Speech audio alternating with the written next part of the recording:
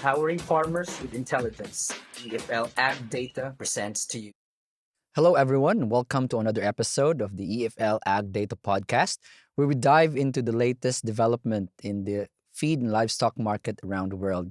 I'm Alvin, and today we are zooming in into Indonesia's poultry industry, which has faced some challenges lately, and we'd like to know more. With us is our resident expert, Matthew Clark. Hello, Matthew. Hi, Alvin. Good to see you. Indonesia is considered to be substantially self-sufficient when it comes to the supply of chicken meat, and we could say that only an insignificant number is said to be exported and imported.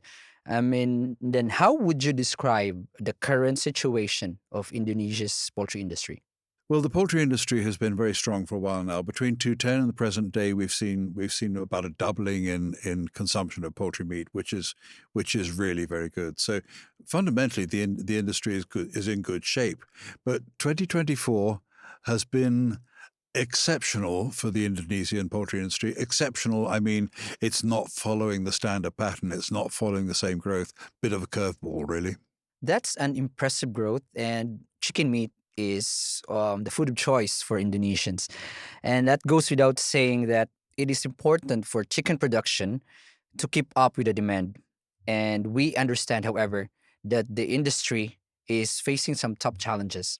And one key issue is on the corn supply.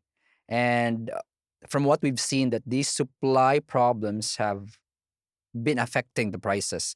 So maybe you can tell us what's the issue and what seems to be going on. What's the latest about that? Okay. Well, I would compare that to Malaysia first. See, in Malaysia, we've got the same supply-demand parameters as Indonesia on the chicken side. But the thing is, if the demand for chicken increases or the volume demand increases, we can buy more corn. We can just go and import because there is this free market in corn for Malaysia.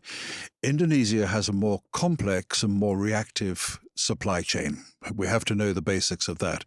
That the import of corn is restricted and the import of other cereals is restricted.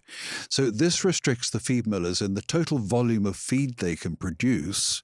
And that in turn enables the chicken farmers to have to make choices to whether they grow a big bird or small bird or how many chickens they output. But ultimately, the restriction on the corn is going to restrict the output of chicken meat. So it's not just the supply and demand of chicken meat in the market, it's the supply and demand of corn, meat, and the consumer that has to be balanced. And generally speaking, it's held back by the supply of corn. And the supply of corn can spike hugely in price. I've seen situations formulating in Indonesia where corn costs the same as soybean meal because of the acute shortages. So it puts the industry under pressure for sure, yeah. That sounds like it's a double-edged sword. But given the situation that we are in, do you see any good news in the horizon? Maybe perhaps a good corn harvest can help ease some of the pressures that the industry is facing? Oh, it certainly can. It looks like the corn harvest is key to the corn supply because there's no imports, remember, and the corn supply is affecting the behavior of the poultry industry. Now, you can see the same number of chickens going through the market at the moment, but we have to be aware that the body weight of those chickens is dropping. Farmers are killing earlier to accommodate that corn crisis. So we're in a bit of a tough situation.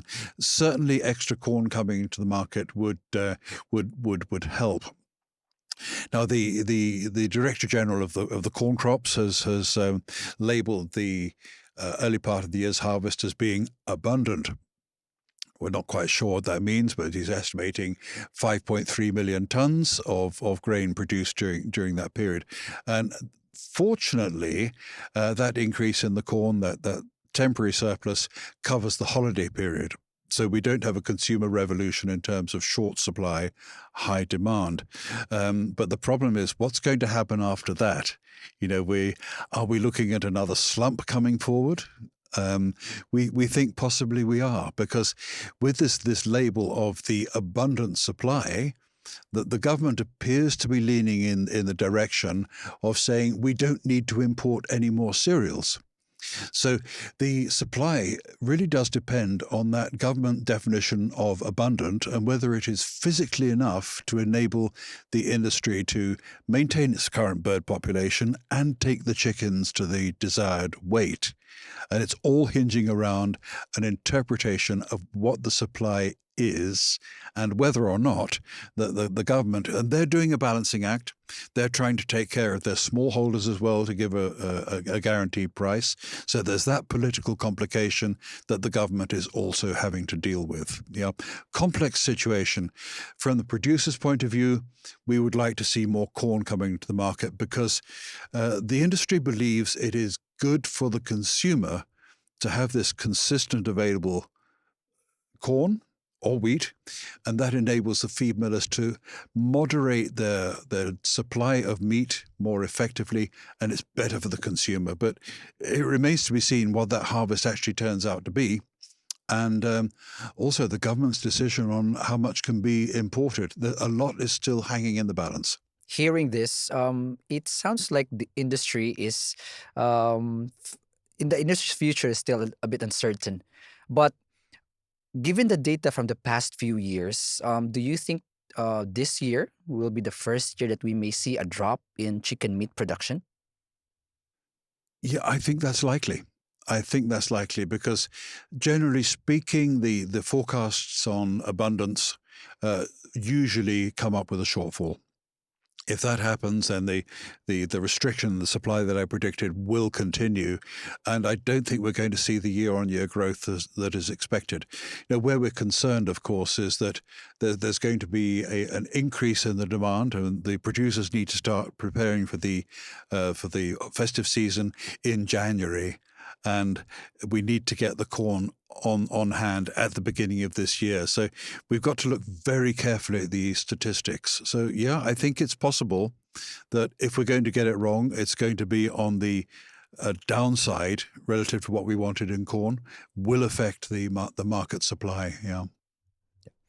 It's clear that Indonesia's poultry industry is at a crucial point at this moment, and we will surely follow this story quite closely. Yeah, thank you for your insights, Matthew. It's always a pleasure to have you here. Great to be here. Thanks, Alvin. And to our listeners, thank you for tuning in into another episode of the EFL Ag-Data Podcast. We'll bring you next time the latest trends and market development in the feed and livestock market. Catch you up next time.